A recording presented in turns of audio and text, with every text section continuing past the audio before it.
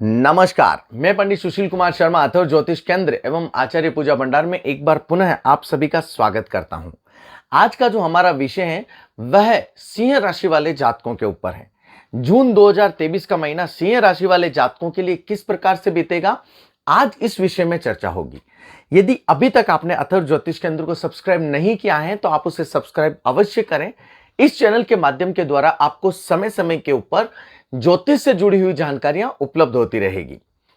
यहां पर यदि ग्रहों की चलायमान स्थिति के बारे में बात की जाए तो मास प्रारंभ से ही चंद्रमा केतु मकर राशि का होते हुए षष्ठम भाव में चलायमान है। साथ ही शनि कुंभ राशि का होते हुए सप्तम भाव में चलायमान है।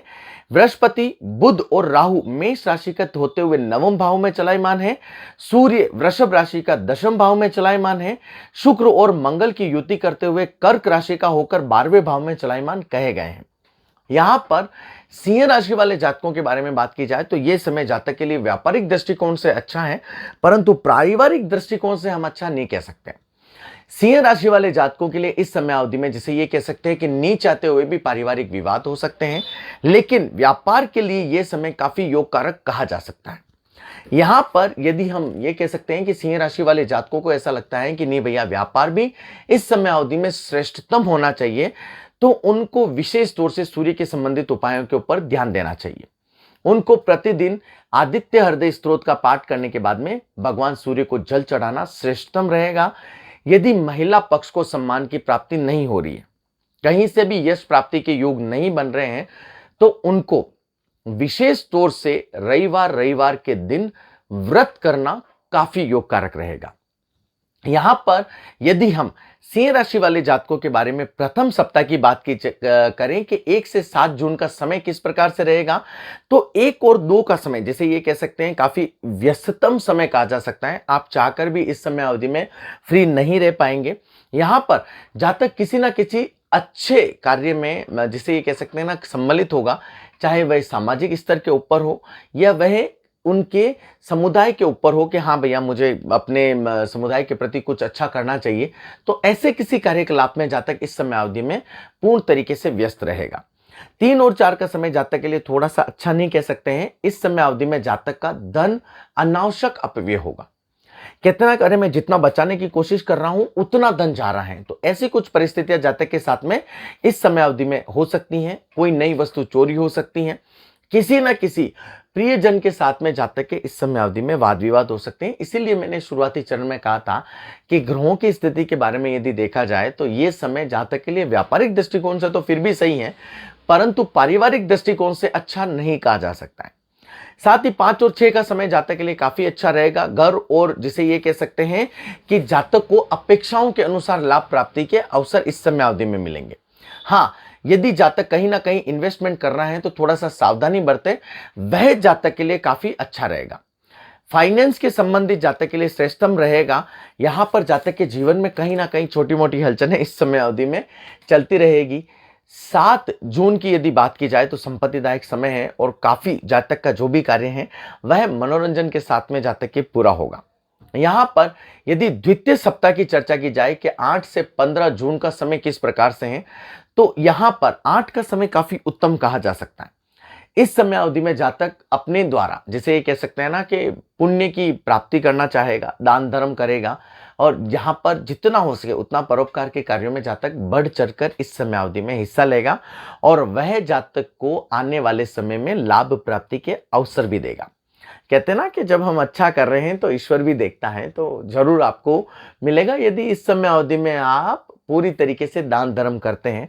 चाहे आप गेहूं को चारा डालें, चाहे आप जो भी है ना, जो आवारा जो पशु पक्षी हैं आप उनको दाना डालें, तो वह आपके लिए काफी योग कारक रहेगा। यहां पर 9, 10 और 11 के समय की यदि बात की जाए तो यह समय जातक के लिए पूरी तरीके से शांतिदायक है। इस समय अवधि में जातक की यात्राएं जरूर रहेगी और उनसे लाभ प्राप्ति का समय भी जातक को मिलेगा। लाभ प्राप्ति के अवसर यात्राओं से जातक को जरूर मिलेंगे। साथ ही साथ विचार और परिकल्पनाओं में जो बड़ी योजना है वह साकार रूप इस समय अवधि में जरूर लेगी। 12 और 13 का जो समय है वह जातक के लिए थोड़ा सा कष्टकारक समय कहा जा सकता है। यहां पर जो नौकरी पेशा वाले जातक हैं उनके लिए जिसे कहते हैं ना, कई बार टारगेट पूरा नहीं हो रहा है, वो परेशानियां उत्पन्न हो सकती हैं। यहां पर जातक अनावश्यक क्रोध करेगा। कहते हैं ना, अरे मैं नहीं चाह रहा हूं फिर भी आ रहा है, तो यहाँ पर आप अपने क्रोध के ऊपर जितना नियंत्रण रखेंगे महाराज, उतना आपके लिए योग कारक रहेगा। साथ ही साथ यहाँ पर एक कह सकते हैं कि आपको इस समय अवधि में मन पूरी तरीके से भटकेगा। जिस कार्य में आप लगे हुए वहां से करेगा, अरे छोड़ दूं यार, किसी नए कार्य की शुरुआत करूं, तो यहाँ पर थोड़े टाइम के लिए आप संयम बरतें, वह आपके लिए अच्छा रहेगा। तृतीय सप्ताह की यदि बात की जाए कि 16 से 23 जून का समय किस प्रकार से रहेगा, तो ये पुण्य समय 16 से 17 का आपके मान सम्मान सूचक समय कहा जा सकता है। साथ ही साथ यहाँ पर आप मीटिंगों में व्यस्त रह सकते हैं। यहाँ पर आप अपना बेहतरीन, जिसे ये कह सकते हैं ना कि परफॉर्मेंस दे सकते हैं, जिससे आपको लाभ प्राप्ति के अवसर बने। यहाँ पर 18, 19 और 20 के समय की यदि बात की जाए तो ये समय शानदार है। नई योजनाएं आपकी इस समय अवधि में पूरी होगी। यहाँ पर जो आपने मेहनत की है उसका परिणाम भी आपको सुखद मिलेगा। साथ ही साथ यहाँ पर आपके, जैसे कहते हैं ना कि लोगों के द्वारा भिनी भिनी सी तारीफ होना, तो ऐसा कुछ आपके साथ में इस समय अवधि में जरूर होगा। साथ ही साथ आपका मन अध्यात्म के प्रतीक रहेगा, आनंदित आप महसूस करेंगे। साथ ही साथ आपके इस समय अवधि में लाभ प्राप्ति के परम अवसर बनेंगे। कहते हैं ना कि नीचे आते हुए भी ईश्वर की तरफ से हमें आनंद की अनुभूति हो रही है, पैसे आना शुरू हो जाएंगे। अटका हुआ जो धन है या फिर जो माल नहीं जा रहा है, वह भी इस समय अवधि में जाने के चांसेस आपके रहेंगे। 21 से 22 को आप ये कह सकते हैं, द्वादश भावगत जब चंद्रमा चला जाता है तो उसे हानिकारक कहा जाता है। तो 12वें भाव में चंद्रमा अनावश्यक पैसे खर्च करवाएगा। आप जितनी भी कंजूसी कर लें या जितना भी नियंत्रण रख लें, लेकिन पैसा आपके द्वारा, जैसे कहते हैं, बह के रहेगा। चाहे आप फोन खरीद लें, नई गाड़ी खरीद लें, या फिर नए मकान या इन्वेस्टमेंट आप कुछ कर लें जो अभी जरूरत नहीं है, लेकिन बिना जरूरत की चीजों को आपको खरीदना, तो ये समय आपके लिए कुछ ऐसा हो सकता है। आप बेचैन भी बहुत रहेंगे, जो भी आपके द्वारा खर्चे होंगे उसके बाद में आपको चिंताएं भी बहुत इस समय अवधि में लगेगी। 23 का समय पुण्य सफलतादायक कहा जा सकता है, सुख संसाधनों और वैभव से भरा हुआ कहा जा सकता है। यदि सिंह राशि वाले जातकों के बारे में यदि चतुर्थ सप्ताह की बात की जाए कि 24 से 30 जून का समय किस प्रकार से रहेगा, तो यहां पर भैया मैं ये कह सकता हूं कि 24 से 25 का समय आपके लिए काफी सफलतादायक समय है। यात्राएं आपके लिए काफी सुखद रहेगी। जो भी आप नीति, महत्व, आकांक्षा और करियर के संबंधित जो भी आप कोशिश कर रहे हैं, उसमें आपको सफलता प्राप्ति के योग आपके जरूर बनेंगे। आप इस समय अवधि में नए इन्वेस्टमेंट करेंगे, उसके द्वारा आपको लाभ प्राप्ति के अवसर मिलेंगे। 26 से 27 को आपके घर परिवार में शांति बनी रहेगी। आप खुद अपने, जैसे ये कहते हैं ना, बच्चों के प्रति आप आकर्षित होंगे।